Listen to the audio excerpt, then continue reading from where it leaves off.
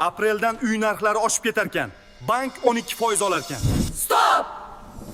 Men uy oldi sotishini birinchi marta bank orqali amalga oshirdim. Eng qizig'i bu yerda hech qanaqa vahimali narsalar yo'q ekan.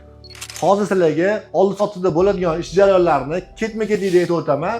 Videoni oxirigacha ko'rsanglar, bank nech pul olganigacha ochiqchasiga aytib boraman. Birinchi qilinadigan ish sotuvchi bilan oluvchi bankka boradi va oluvchi o'ziga escrow shot ochib, o'shanga kelishilgan summani qo'yadi va sotuvchi o'sha bankdan o'ziga hisob raqami bilan bitta plastik karta ochadi. Keyin sotuvchi bankka boradi, qo'yilgan pulni xohlasa naqd pul ko'rinishida oladi, xohlasa plastik kartasiga o'tkazadi. Bu jarayonda puldan hech qanaqa bank foiz olib qolmaydi. 100 ming qo'ygan bo'lsa, 100 mingni to'liq yechib oladi. Uy oldi sotdimizda bank orqali bo'lganligi uchun bank bizdan 206 ming so'm ish haqqi oldi. Mana kvitantsiyasi ham bor.